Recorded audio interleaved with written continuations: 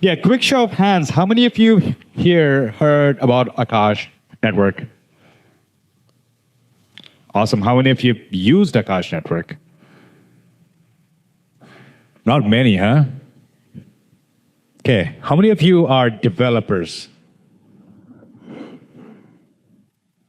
It is all the developers, Akash, which is exciting. Awesome. Okay, fun little question. How many of you here use AI at least once a week? Only half the room? Why is half the room even here then? Hello, people in the back? I'll repeat the question. How many of you here use AI on a weekly basis? 75% of the room is paying attention. How many of you use AI on a daily basis? Wow, okay. Okay. Well, that's good. Awesome. I see some good hands there. Okay. Today's talk is about compute. The present, past, and the future. Really, we used to do these talks, 2017, 2018 timeframe, to remind ourselves, why are we doing what we're doing? Why are we here? For some reason, lately, it's all been deepin and deAI and layer 10s and whole lot of things that came on top of, all these things we built over the years, but we somehow forgot the essence of why we're here to build decentralized systems. And really want to walk you through a bit of history, why we're doing what we're doing, how we got here, and where we're going. My name is Greg. I am the founder for Akash Network and the CEO for Overclock Labs. I'm a developer. I've been writing code for about 25 years. In the last 15 years or so, I've been doing primarily developer tooling. Prior to Akash, I founded a company called Angel Hack. Angel Hack is probably the biggest hackathon in the world. We helped several companies there, the biggest one being Firebase, which got acquired by Google, became Google Firebase. The software I've written have gotten some recognition. I was trending as number 4 developer across Golang. Golang happens to be a very popular language for writing infrastructure software and also crypto software. Geth stands for Go ETH, which is the most popular client for Ethereum. And also been ranked on number 13 for the software I wrote. A lot of the software became the standard infrastructure software that is used by NVIDIA and AWS, Department of Defense, a whole lot of companies. In fact, I was the only human being here in the top 10 between Google and Mozilla, looks like. If you think about it, computation, the modern version of computation dates back to the mainframe era, right? And this is after Charles Babbage and Ada Lovelace. We are skipping all that, but straight coming to the real computation that was used for at scale really began with mainframes where people had to go to the compute in order to use. That's as centralized as it gets. And over time, with the power of PC, really, that shifted to more decentralized usage. So now the compute came to us instead of we going to the compute, right? And that unlocked a whole new era called the internet, because internet is essentially a network of networks that led to a distributed network built on open protocols. And then this obviously gave birth to a whole new era of economies, and the Googles and the massive $1 companies were built out of this era. And somehow we ended up with centralization again, right? With the advent of cloud computing. What drove to this centralization? Really, it's the convenience and scalability. And you can see here the amount of money that we spent on cloud data centers outweighs the amount of money we spend on anything else when it comes to compute. And today, hyperscalers spend close to 70% of all the IT budget done by really 4 companies. So if you think about it, what happens when few companies spend so much money on acquiring hardware? The hardware is now built for these companies, and we lose sovereignty as a society. And decentralization is not exactly great, but sorry. Why? Because they hoard resources. There's a story in Semaphore, which is a very popular mainstream magazine.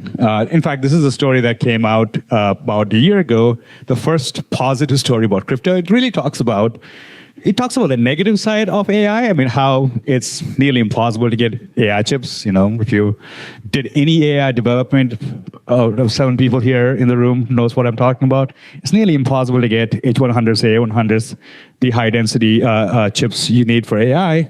And this story talks about this student from Colombia who's struggling to get A100s to do training, was able to, come to Akash and actually get A100s. And that student ended up founding a company whose company got acquired by NVIDIA. So very interesting story that really gets into the shortage of GPUs that was created by decentralization, because Amazon, Googles of the world really choose who gets to do AI by giving access to the chips.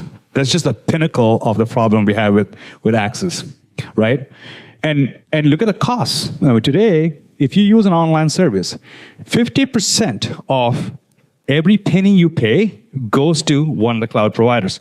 And Andreessen Horowitz did a study that analyzed S1 filings of public companies and looked at the profit margins. Look at companies like Asana, where 63% of the fees actually goes to one of the cloud providers. Companies like Palantir, which is the national defense contractor, one of the most successful ones, close to 40% goes to a cloud provider. All of us, no matter what sector we are in, half of every dollar we spend goes to an invisible layer, or the cloud tax, we call it, and we don't realize we are paying this cloud tax. And recently, we all have experience, the famous CrowdStrike. Thousands of people were stranded in the airports, without food, without hotel, because of one engineer in one company pushed bad code to production. And that's how much of visibility we have into this massive structure that I never heard of CrowdStrike before this happened.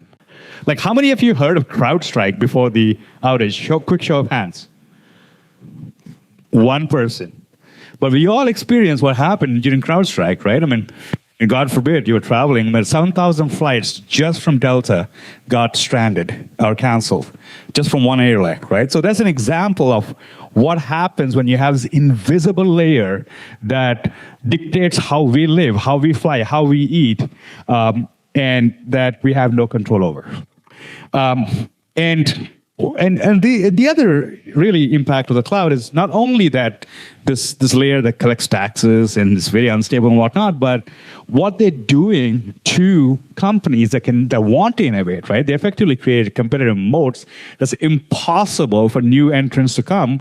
We call this oligopolies, right? And Amazon currently is under investigation by the FTC for the antitrust practices. You see a lot of stories about how Amazon is stifling open source software, essentially stealing the business model by hosting or white labeling open source software. That leads to literally uncompetitive practices for anyone to go to compete in this area. Sorry, this clicker. Can we reduce the slide for some reason?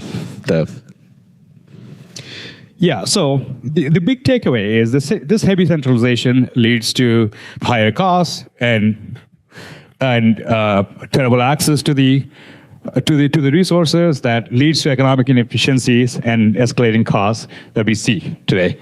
And what happens? We continue this path. Well, the big big situation is we have this new era called digital feudalism, right? Where feudalistic societies where you had lords, few people control access to the most important resources. We are getting to that point. I don't know if you saw this interview from Larry Ellison yesterday. He talked about needing $100 billion to do AI training and needing to build their own nuclear reactors to power AI data centers. I mean, these are the digital lords we are going to be bound to. If we need compute, we need to ask these people to do AI. If you think AI, 70% of you here in this room said you use AI on a weekly basis. We're all peasants. This is the path we're going towards. And this is the future where only wealthy corporations can control access to who gets to do AI. You will be rationed, you will be provisioned, and you will have to answer to our new digital lords. That's the future we're going down if we don't decentralize sooner. Of course, this growing frustration leads to this sentiment that we have with concentration of power, and hence we have this new layer of digital or decentralized cloud solutions. Well, decentralized compute represents a return of the internet founding principles that we originally began with. It is possible, and a case study, a case study I'll get into a little bit. All right, so imagine a world where computation is free and accessible as the air we breathe. We believe compute should be a public utility, like air, like water, like all the resources that we don't need to seek someone's permission to use. And the world is actually healing, right? I mean, this is a map of the DePIN sector. DePIN stands for Decentralized Physical Infrastructure Networks. As you can see, all different layers of cloud is getting decentralized, all the way from storage to compute networks to a good portion of machine learning, protocols. We're seeing with bandwidth networks. We're seeing with energy mobility networks. A whole different components in the cloud are getting decentralized, and there's quite promise here. And I want to get specifically into,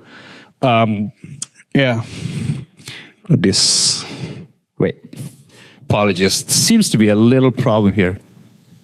Specifically into Akash network. Akash is the world's first decentralized cloud infrastructure network, or the super cloud we call it. By tapping into underutilized resources, Akash is able to build a layer that's federated access. And the way it works is really simple. Users, specify their need or their workload in something called an SDL file. They post that on chain.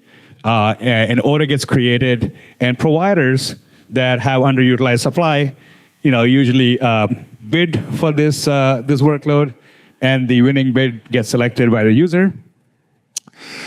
And Akash today is used by numerous companies. I mean, the biggest one being NVIDIA. Akash, I believe, is the only protocol integrated into NVIDIA products. Today, you can actually go to NVIDIA Brev and deploy an Akash instance. Companies like News, Prime Intellect, News Research is one of the top AI companies that recently figured out how to do distributed training, and a whole lot of AI companies, be it Venice, and Venice is one of my favorite examples where it's used for Venice is a censorship-resistant, a privacy-optimized AI chatbot, where if you go to ChatGPT, where you have to, which actually remembers what you did, Venice doesn't really remember anything. It's very private, so you have the sense of, the privacy that you don't get with regular chatbots. Now deployed on Akash. We had a record quarter. Akash, the growth has been phenomenal, especially since the GPU introduction. Obviously, this quarter or the last quarter, we had about 27,000 leases. Leases is how you calculate our. Lease is essentially an application that's deployed. We have about 27,000 applications that were deployed in last quarter alone. Before I close, I want to give you a something to remember. The As we stand on the crossroads of technological advancement, the choice is really ours to continue down the path of centralization or embrace decentralization and unlock a new era of innovation and empowerment. With that, I'll take any questions. Yeah. Hey, Greg. Yeah, thanks for the presentation. Just wanted to say, I'm totally with you on the philosophical argument of decentralizing of these networks, making it fault tolerant. I'm curious how you see the economics of this. Like, what makes compute cheaper on, say, Akash and these decentralized networks compared to, say, like AWS? Yeah, so I think I went through quite a lot here. So some of the cost efficiency we get in Akash, apples to apples, right? Akash costs about 80% cheaper than Amazon, right? And the way you're able to get this is because Akash taps into underutilized resources, whereas Amazon, you're actually building new resources or new data centers, right? So with GPUs, in fact, H100s on Akash cost $1.49, whereas the same resource would cost, I think, $5 on Amazon. H100s are the most advanced chips that you can that are required to do AI. So that's the advantage you get versus Akash versus others. All right. Any questions? Thanks. Thank you, Greg.